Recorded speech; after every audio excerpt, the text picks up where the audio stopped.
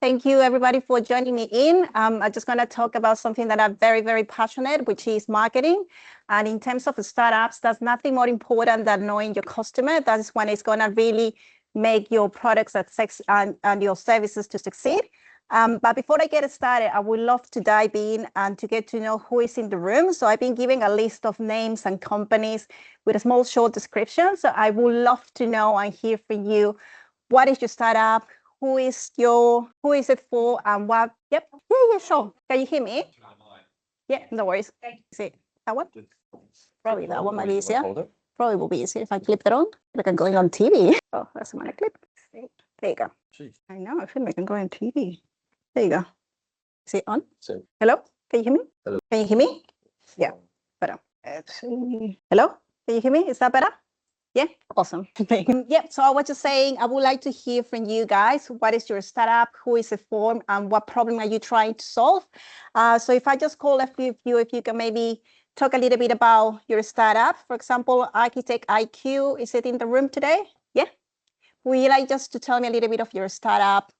What problems are you trying to solve? Not the founder, but the problem is that a lot of the systems that are made are not really made for. Sorry, there's not a lot of integration. Architecture IQ aims to do cross-platform integration also. Okay, beautiful. Thank you. Database for building, is it here as well? Yep. Would you like just explaining a little bit about your startup? Who is it for? Still at the stage of trying to find out a good name for it, but it's basically a building database, and it emanates. The problem that I've perceived is that as an architect working in that field, every time we're allocated a site, you then have to go to 30 different sources of information to find out about that particular building.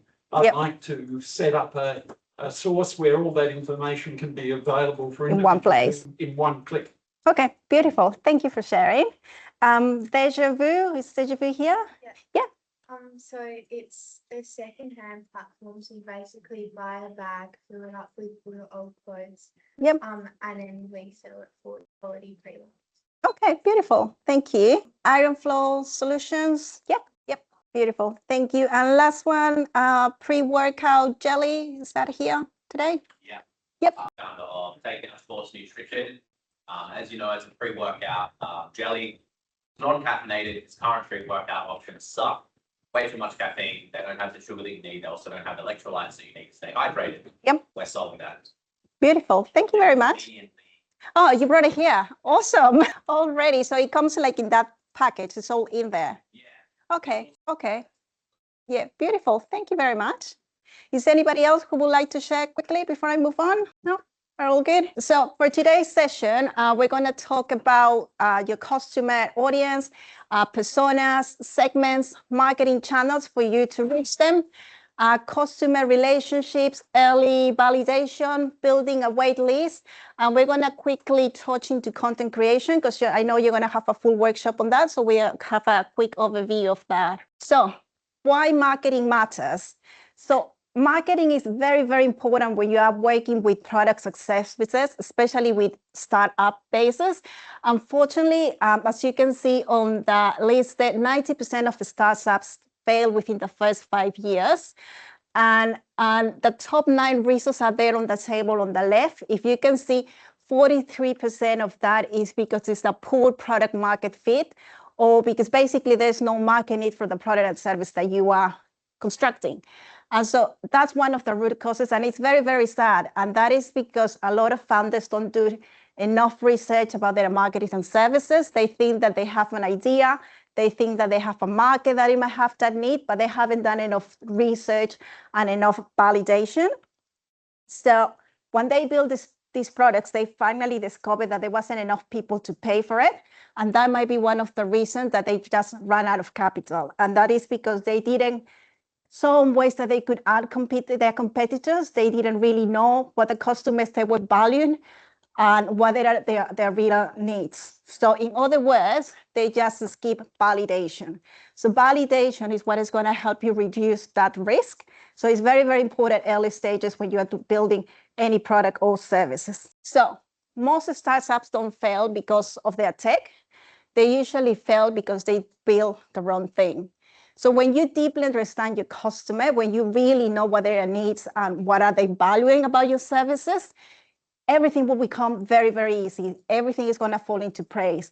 It's going to be, you want to know what the product is right. You're going to know what is the pricing. You're going to know what message you have to transmit, and you're going to know your marketing.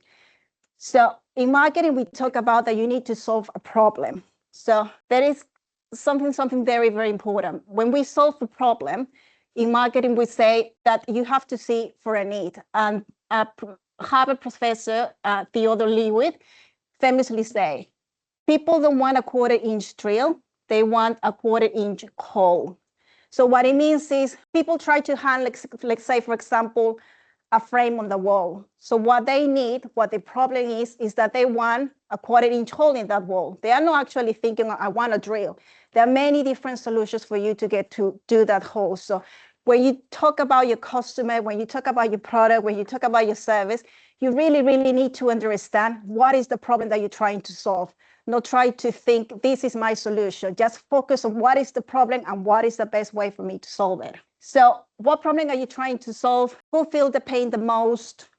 How are they solving that problem today? Because there might be several different ways to solve that specific problem. So you need to know as well, what other alternatives are there? What your competitors are doing? And why is your product or service the best solution for that? So if I try to make this a little bit real, deja vu, so you mentioned that you are working for second-hand products, maybe, and I'm just, because I haven't done enough research, but just from what you are saying and for what I read of your description, what you are solving is maybe ugly, chaotic, secondhand shopping experiences. It's not just about clothes. It's not just about fashion. So Architect IQ, which was just here, so they probably what you are solving is experiences with infrastructure mistakes. So it's not just architecture IQ. So just try to think, what is the cause root? What is the really strong pain point that your customer has, and focus on that, because that is when it's going to make a difference. Everything that we do here in marketing, personas, segments, channels, content, everything, the foundation is what problem are you trying to solve? That is very, very important. If you forget anything that I'm about to say today, I will be happy if you just remember that what problem I'm trying to solve, because that's the basis of everything that you're doing. So understand your audience. You need to focus on your strategy. Any strategy must always be thinking about your customer.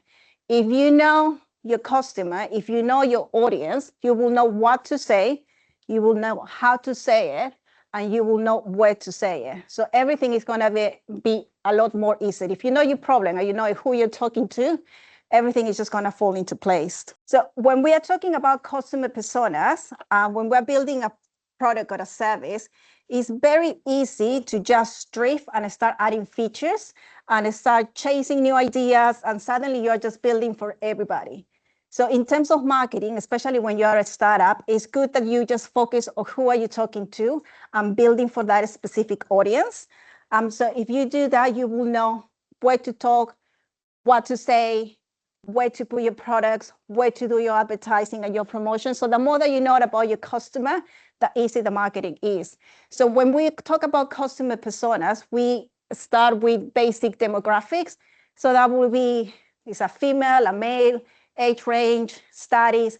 So the basic demographics are important, but where you have the gold is on behavior and motivations. That's what you really, really need to understand.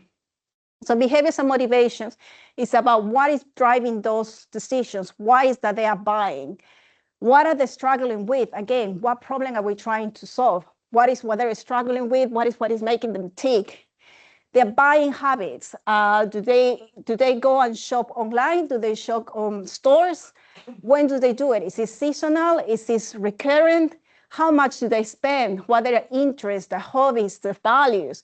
What sort of content they consume? Do they watch the news? Do they look blog posts, social media, podcasts?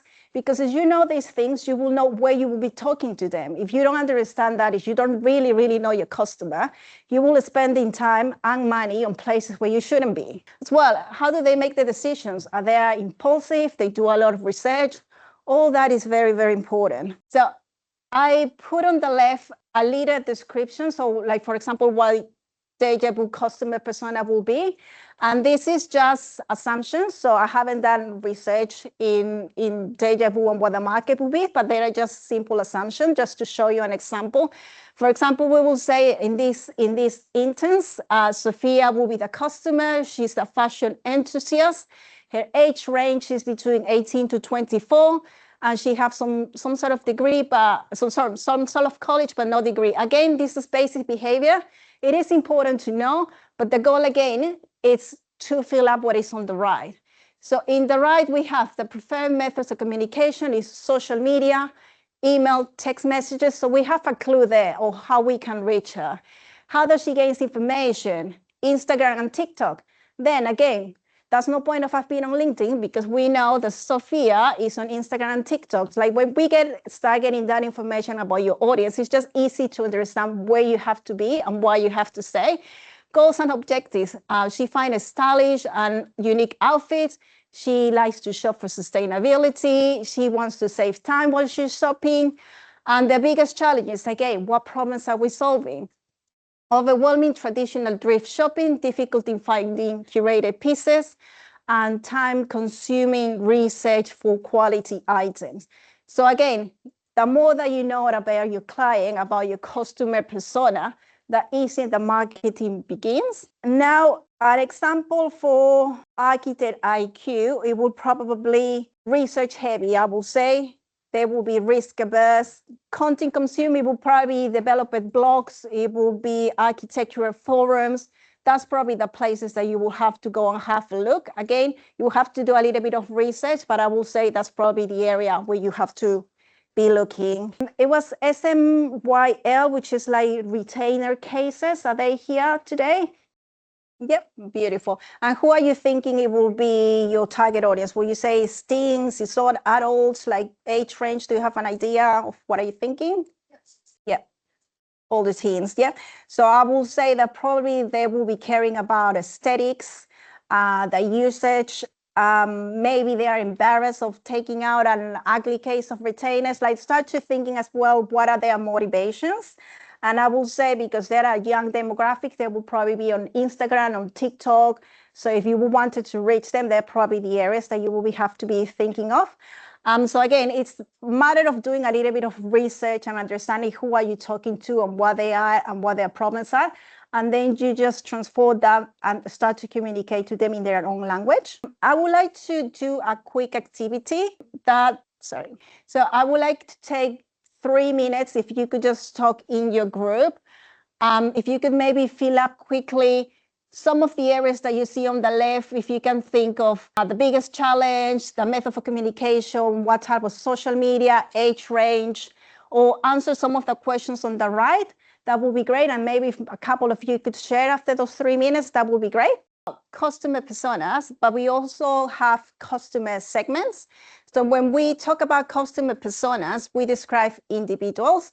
But when we talk about customer segments, we describe groups with shared needs.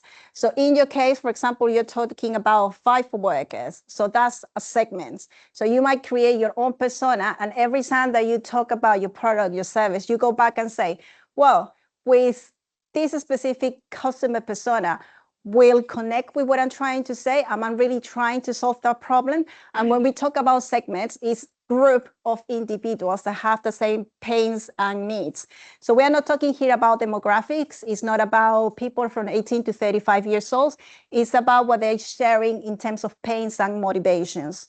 For example, the pre-workout jelly that you said that you sell pre-workout jelly for different people and groups. So we could say that you can set multiple segments, and each of them have different needs and different motivations. For example, we could say you're going with gym beginners, that what they want is energy without the caffeine side effects, without feeling the shakes or without feeling the withdrawals of those extra energy. So that will help. It could be endurance athletes. So that will be a completely different group. So what the focus of that is all day performance. It's completely different with the first. And then you can have a third group that is just people that have sensitivity to caffeine, people that their focus is on having something that is stomach friendly, that they don't want to have those pains. So again, you have one product, but you can serve multiple different segments. Now, my advice is when you start, focus on just one segment, because it's just easier if you just narrow down things to who is going to be your best customer, who is the one who is going to buy from you more often, than if you try to serve every segment that you find or everyone. So I will say at the beginning, try to focus on one segment. Is Tutors Grid here today? Yeah. Would you mind explaining what your startup does? Yeah, so I mean, I guess our main platform for this program is Study Grid. We work with private boarding schools who pour Yep. money into these academic support programs after school, like thousands of dollars a week, and students don't really buy in. So our platforms aim to encourage buy-in and reduce the administrative load of running these sessions. Yep, beautiful. So I will say probably one of your segments, it will be that, like the administrative people for the schools, right? Yep, awesome. So that's probably where you will be focusing. You might have different segments, but probably that's the one that is the strongest one for your case. Yeah. Thank you. So how to identify your first segment? So your first segment, you should always be the group that feel the pain the most. You don't need the big market. You don't need to do a lot. You just need to have one segment that is really, really hungry for what you're offering. So they must have to have an urgent problem. You will have to try to find one that have a high frequency. They're going to come back and buy from you over and over again. So in your case, it might be people that have like stomach pain because they don't have other options. So they might have to come back over and over again to find your product. I'm just saying, I haven't done enough research, but I'm saying it could be probably a good idea to focus on that segment. Then that they have to be a clear willingness to pay as well. So because they might have the need, but they might not have the willingness to pay. So make sure that you pick a segment that is going to work for you and that they might be able to spread the word as well. So I would like to do another short, quick activity.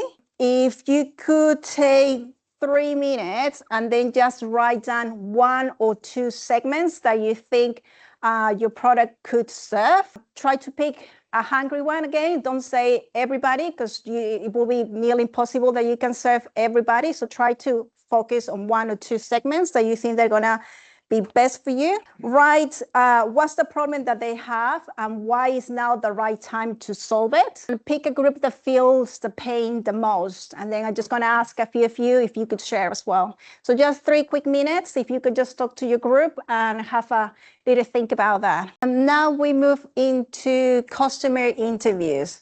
So interviews are your superpowers. I think Chloe mentioned that you have already been encouraged to talk to potential customers and try to refine what your product and service is.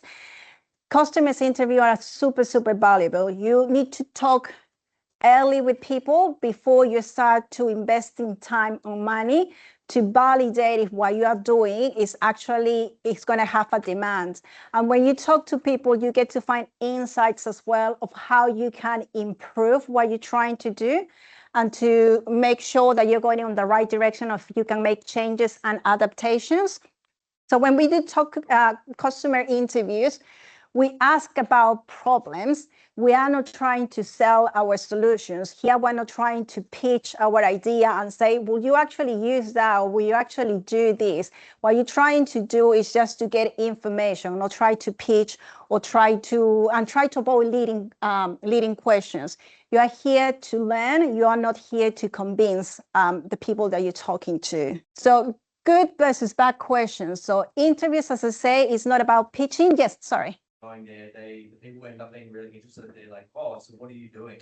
Yeah. And then I share with them the project because we do have like a working MP. Yeah. Would you suggest not doing that? So I will suggest you give them a broad description.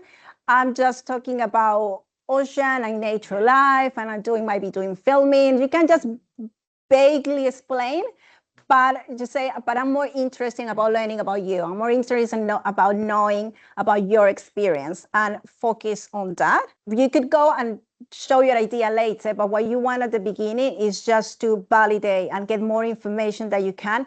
And then you can pitch your idea and see if that will work or not. So we are trying to listen, we're trying to understand their world, and we are not trying to convince them of yours. So examples of bad ideas, it will be, will you use this app? Or will you use this workout routine? Or do you like the idea of a family newspaper for grandparents to keep them updated? So you're giving too much information there. You are not really getting anything useful. And people are going to lie just to be nice. And they might say, yes, I will use this. Yes, I will do it. But you're not really getting any insights. So when you're talking about, it's good to talk about past behaviors instead of future assumptions, instead of future behaviors, because behaviors and past behavior, that's not going to lie. So that's where you're going to get all your insights. So a good question would be, tell me about the last time that you had this problem, something specific. So it's past behavior. They can't lie about that, and they're going to share their experience. And then you're going to be able to learn from that. How do you currently solve it? Then you will learn what sort of solutions are there, because what you are thinking, it might not be the only solution. And sometimes we think our competitors are the one that are doing exactly the same that we're doing, but there might be their other options that they're filling that gap as well, that they are already solving that problem. So it's good for you to know how your customer is solving that current problem at the moment. Better question, so to how do you like the idea of a family newspaper for grandparents will be, how do you currently keep your grandparents updated? So you say it's just a slight switch on what you're doing, but you're getting a lot more insights by doing that. And again, try not to pitch your idea at the beginning. You can validate at the end. But first, try to get as much information as you can. So another quick activity, I think this is the last one. So instead of you writing questions and you asking questions, I want you to pair up and I want you to ask each other. So try to think like this is like a mini interview that you're gonna do with someone that is sitting next to you or a different company, one behind you. Because a lot of founders get it wrong here. So they think they can predict what the customer wants, but the real insight comes from these conversations. To try to think of questions that you could ask. So I would like for you to stand up or just talk to the person or the startup that is next to you, one that you can reasonably understand so you can ask and answer questions. I would like you to ask, what was the last time that you have this problem? What did they do? What frustrates them about it? How often does this happen? For example, if you are Deja Vu and you were talking to pre-workout jelly, you will be asking them things like, tell me about the last time that you bought secondhand clothes. So you will answer that question. Or where did you go? What was frustrated about it? How did you decide to buy? And then we swap. And then pre-workout, you ask questions about you, and then you answer to each other. Does that make sense? Yep. Beautiful. Just 3 minutes, and then we just switch. Just find someone that you can pair up and that you could talk to. I hope you have enough time to have a chat and try to get those questions and understand a little bit more what happened at the other side and get a little bit of practice on what sort of questions would you like to ask. Is Papa Kappa here today? Yeah. No? No, that's all right. I can pretend to be that founder. Yeah, I will have to explain what happened. That's so good. Is anybody else would like to share any insights that you found from these conversations or the way they will try to ask questions? Will anybody like to share before we go on a break? Yep, you're my star today. Just curious how to like continue a conversation when you know that how do you do that? Just be kind, be open, and then you can start explaining what you are trying to do, and then try to see if they see any gaps there. But if there's not your real client, it's really pointless to really try to do more. But this exercise is more for you to try to start to think what sort of questions you could be asking. Did anybody find someone that they get any insights or any good questions? Yep. Yeah, it's a powder that you mix with, but in addition to that, it's supposed to stay really hydrated. Yep. So if you don't want to be drinking a lot of water, actually, it's kind of it could be a no-go. Okay. Yeah. I didn't know that either. Yeah. Showing that. Yeah, no, I see. Oh, okay. Good, great. And yeah, and that's the idea. Like when you start to talk to people, and I would really, really encourage you, try to talk with you think it will be your ideal customer audience and try to get insight, because there are things that you might not know and that you might discover or needs that nobody have touched that it will be useful for you. Now that we have gone through the first part of the session, which it was all about knowing what the problem is, your customer audience, your segments, we are going to start talking about what is elements of values framework. So now products are not just functional. People don't just buy products because they're function. Products also and services also have extra values that you can create and that you can add and you can make your products even better. So I'm going to show you the elements of value framework. This is done by Bain and Company, but this idea is based on the Maslow hierarchy of needs, which is about psychology and the needs that humans we have. So it's about creating those extra values. So this is the pyramid. So at the basic level, we have functional, we have emotional, we have life-changing values and social impact values. So most products and services usually touch the functional value, which it will be saves time, reduces risk, reduces effort, quality, variety, reduces cost. Most of our products and services sit here, and it's about the problem that we are solving. But we also have the emotional elements, that is what we make people feel. So we might be reducing anxiety with what we're doing. We might be creating nostalgia. It might be fun and entertainment what you're producing. It might be something that is rewarding. So there's extra values that we can have to think about when we're producing products and services too. And then we have at the top, life-changing and social impact, which is about what helps them become. So it might be that it provides hope what you're doing. It might be that it gives you motivation.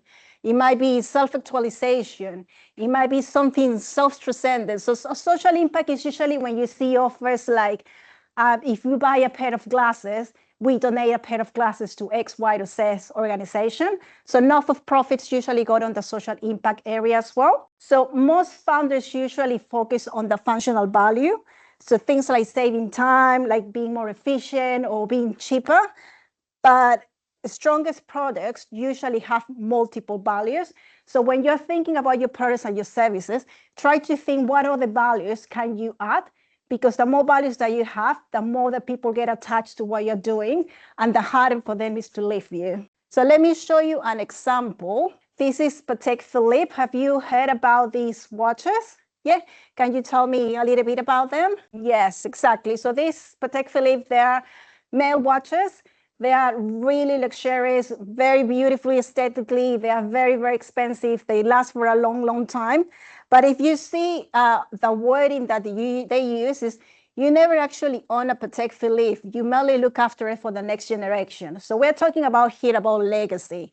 And the tagline is, begin your own tradition. So again, it's not just a watch. It's just don't tell me just the time. It's more to it. So if you understand the value that you are creating, you understand how you can position your product. And that value that you have, it also can include a price tag to that. So think on all the things and how you're pricing things and all the value that you're creating. So I'm gonna show you the quick video of Patek Philippe and how they touch on different values on that pyramid. And then we can discuss what sort of value have you seen there. Let's see if it plays. It's not playing the video. Let's see if it plays now. So again, here we can see that it's a beautiful watch. It will do what all watches do. It will tell you the time, but that's not all that they're selling. They're selling more than that. They're selling legacy. They're selling tradition. They're saying aesthetics, something prestigious. So from the pyramid, are you able to tell me what sort of values do you think this ad is actually touching? Emotional, yeah? Yes, absolutely. Anything else do you see? What definitely on the emotional value? So we're talking about nostalgia. It evokes traditions, it's heritage, it's a badge of value because it's seen as prestige and success, because these watches are very, very expensive and there are not many of them. Design aesthetics is obviously visually appealing. Life-changing value, so legacy, something that you pass from one generation to another.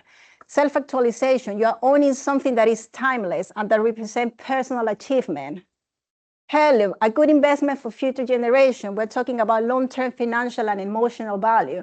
So yeah, as you can see, it's just one product, but they are touching on very different elements and they are selling that.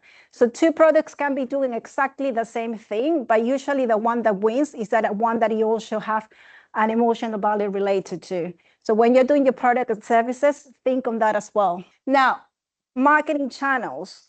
So marketing channels is the way that we communicate our products and services, and we can do it through pay media, owned media, earned media. So I'm going to explain a little bit what pay media is. Now, we don't have to do it all, especially when you are starting up. Just pick the channels that actually work for you. Pay medias, for example, TV and radio ads. They are very, very expensive. A radio ad for a month, it will be $10,000. So it's no, I will say for all startups, not for the beginners, just pick the ones that work for you. I'm just going to explain what those channels are though. We have newspapers and magazine ads. So obviously TV and radio ads is mass marketing. So you can't really get a specific who you're going to target. It's just for everybody. Newspapers is usually the older demographic that read newspapers nowadays.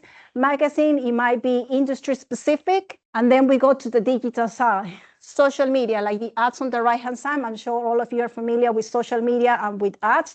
And this can be very, very targeted. You can get as targeted as female, this age bracket, and this specific postcode. So digital channels are very easy to track, and they are a lot cheaper. Google ads, you've probably seen those ads as well when you search something on Google. The ones that they pay per click, they appear at the top. You will see usually a sponsored content, and they are the ones that you will see above anybody else on the search. Affiliate marketing, which is when you have people doing promotions for you and they get a referral payment from sales that they produce on your behalf. And then you have a sponsored content when it's where you see people, influencers, that they make content on your behalf and they promote your brand or your services. Then there's pros and cons, obviously, with this. With pay media, it's a fastest way to reach new audiences, can be really highly targeted, as Anna explained. It's easy to test and scale, especially the digital side. The cons is that it costs money, obviously, and you need to have a budget and you need to monitor this. Ads can be ignored, they can be blocked. If you stop paying, well, your reach also stops. Then we have owned media. Owned media is everything that you control. It will compound over time. And I will suggest that every startup builds their own media quickly and as early as they can. So this can be your website, this can be a blog, your social media channels, your email list, everything that you control, everything that you create. Now, the pros of this is that you have full control over the message and your branding because you are doing it. You build long-term relationships because there's people that sign up to your list, that they follow you on social media. It's cost-effective over time if you compare it with pay media. But the cons is that you require consistent work and effort to maintain them. It takes a lot longer to grow your audience, and your reach might be limited, but it might be more specific as well. And media is exposure that you earn. So everything from PR coverage, customer reviews, social shares, word of mouth. So this is earned media is credibility. So there are your reviews. For example, I don't know if any of you have heard about these hoodies. So hoodies is like this. Yeah, you have. So it's like these blankets that you can actually wear. So they just keep you warm. And there was a time that they were like super popular. So it was just people sharing this like crazy, doing videos, resharing, like on the one on the right, going on the streets, asking each other, what are you wearing either? Like hoodies, what is your favorite feature? And then we have Summer going to the boys, wearing her hoodies. So all this is earned media. You don't pay for that. It just happens. Now, the pros of this is high credibility. There are reviews where people talking about you. They are resharing. There's no direct cost because you are not paying anybody to produce it. It's an organic growth. You are not doing it. It just keeps on happening. The cons is that it's unpredictable. You don't know if it's going to happen, if it's not going to happen, how it's going to happen.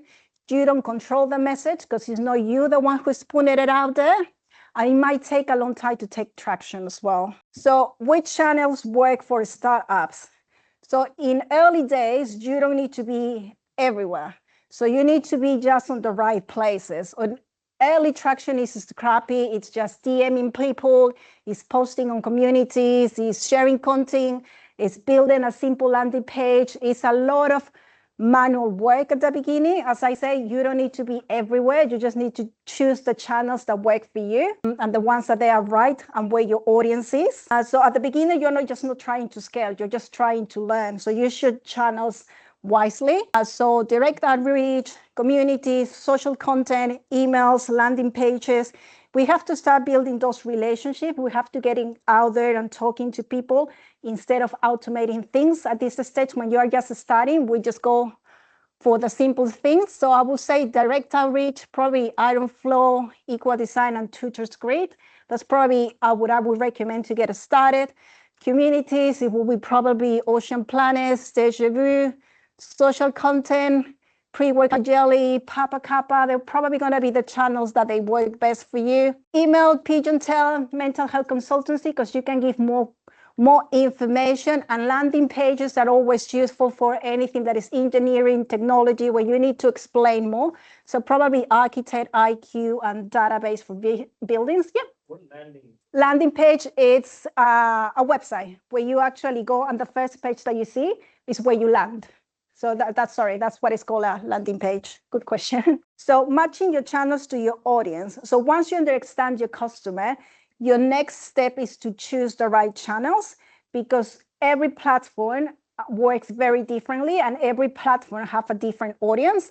So these are things like you have Instagram, TikTok, LinkedIn, Facebook, YouTube, emails. That's so many different channels that you could pick from, but all of them, they have different audiences. So obviously Instagram, TikTok, and Snapchat is your younger demographic.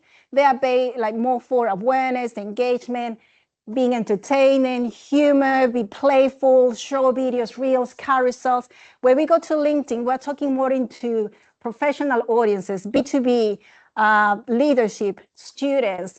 That's your audience there. It's more about being insightful, be clear, talk about posts, articles, jobs update.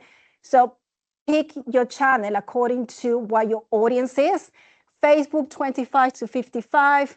Events, group, family audiences. You can be informed, warm. YouTube is a little bit broader, 80 to 45. And that's your tutorial, long formats, explainers. You can get how-to videos, reviews, blogs. Email as well is good to start conversations, to give updates, to get deeper engagement. And that's more direct and personal. You have newsletters and announcements. So again, just pick the channels that are right for you. Ocean Planet, I will say it needs to be educational, nature focused, storytelling. So I will probably go with YouTube. I will try start there. But again, they are just suggestions. You have to do your own research and actually talk to people and know where they are. But my assumption, it will be YouTube probably will be a good channel for that. Now we move into how do you track marketing results? So all these that we're talking about, they are great, but it means nothing if you don't track, if it's actually touching your audience, if you're actually getting results, it means nothing. So you need to track everything. You need to know if you need brand awareness, like reach, impression, how many times people watch your videos, if they're engaging, if they like, they comment, they're sharing. Website traffic, if they're actually going to your website, if they're clicking, if they get in and they leave straight away, that might mean that your website is not doing that job that they have to do. It's not really explaining what you have to do. If you have emails, if they open their emails, if they don't, if they just delete it, you need to track all that, because that's going to give you information on what you need to continue doing or stop doing or improve. Again, different tools I'm not going to read through all of them, but there are different tools that you can use. Instagram, Meta Business, and Instagram Insights. Email marketing, there are many things like MailChimp, ActiveCampaign, there are many, many others. Websites, Google Analytics is your way to go. GA4 will give you all the information on traffic on your websites. Pay ads, it's very cheap and easy to do with Meta ads or Google ads. Radio campaign, influencer collaborations, in-person events. There are many, many things that you can do, but again, pick the ones that work for you. So building a waiting list. So a waiting list is not just a list of emails, it's actually your third point of validation tool.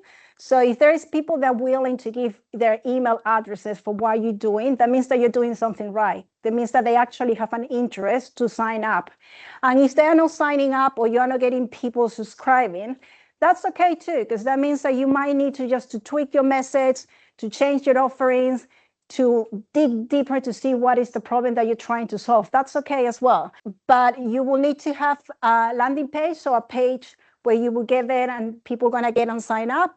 You need to have a clear message. You need to let them know what is that you're trying to do, what problem are you trying to solve, and one action, which will be to sign up or to join your wait list, or anything like that. So keep it simple, keep it clear, one action. So how you build a simple wait list? You will need a headline. So don't overcomplicate it. You don't need a full website. You're just building something very focused, one page, one goal. It can be very, very simple. You just don't need to do a lot to get started. So start with the headlines that communicate the value quickly, then explain the problem and how will you solve it, and do it in a relatable way. So always when you talk and you write messages, think, is this how my customer would understand it? Is this the language they will use it? Never think about in your perspective, always put on your customer's shoes and try to talk to them, try to use their own language, try to be very clear with what you're doing. If you have social proof, if there are people that are already buying for you, if you already have customers, he already gave you testimonials or reviews, use that as well, because that is useful too. Give them a clear reason to sign up. Explain your problem really clearly. And the most important thing, one clear call to action. It could be join the waiting list. It could be register here. Don't put multiple options. Just one simple one. You just want to start simple. Just don't overcomplicate things. Polyhomes, perhaps it could be register early for access modular units. Pre-workout jelly could be join the first batch of testers. Just a quick, direct, simple call to action. So what kind of content should you create? So you don't need to be an influencer. You don't need to be entertaining. You don't need to be doing lots of crazy things. All that you need to do, you just need to be useful. You just need to do giving information to your customer that they need, or giving services, or giving tips, or giving ideas that they're going to be useful. You just don't need to be doing everything and being super entertaining or thinking that you need to be an influencer. That's not the goal. Content at this stage is just about building trust. It's about showing that you understand their problems. It's about creating demand. So try to use content that you think that is going to be really useful. Content types. So I'm not going to go into much depth here because I know you have a whole workshop on content types, but I'm just going to give you a quick overview. The best approach in terms of content type is to use a mixture of different contents.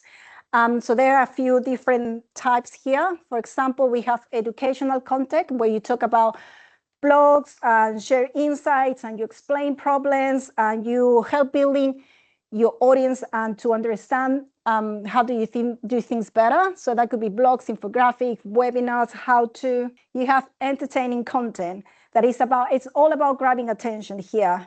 Things like reels, memes, behind the scenes, conversation starters, international days, anything that it could be entertainment. Then you have promotional, where it's where you talk directly about your product, what it does, what are you building, any offers that you have, so product highlights and limited time offers. We have social proof, that is all about building trust.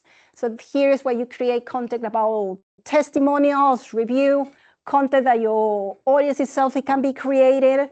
It's all about that. And brand purpose. So brand purpose is all about of why you exist. So this is where you talk about your mission, where you talk about your founder journey. Why are you doing this? Why did you start this startup? Your company values in action.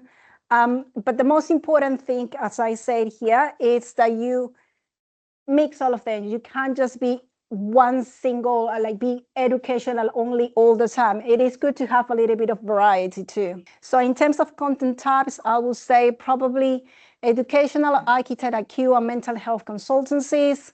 Entertainment, Deja Vu, and Papa Kappa probably will be a good way to sit on that realm.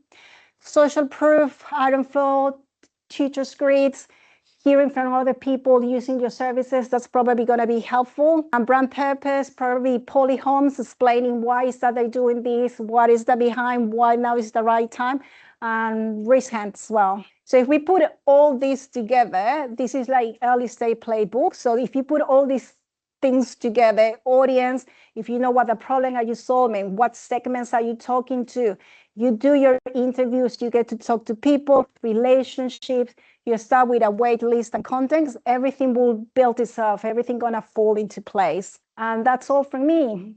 Do you have any questions? Go very quiet. No, no questions. Much done the work for them. Oh, thank you. Take them off the program. Oh, good. Remember that for a hand. Yep. Yes. There was just in that last slide, I think, or was the previous one, there were a whole bunch of different types of content, and then you kind of listed, yeah. This one? maybe, You said maybe focus on this who, say architect, who focus on the educational. How would you go about, because I think probably everybody would actually benefit from potentially doing all of this stuff. How would you go about then, like deciding, okay, I'm going to start with social proof first or brand purpose first? How do you sort out, now's the time to release the founder journey and now's the time to release testimonials? Like, how do you go about? So I would say the first step will be talk to potential customers, and then you will probably find out where you should be putting your efforts in. If you realize when you're trying to explain what you're doing and they don't really get it, maybe you need a little bit of educational piece here. If you see that your customers or your potential customers are very young and very into TikToks and Instagrams, try to think, okay, how can I explain this in a fun way and in a short video?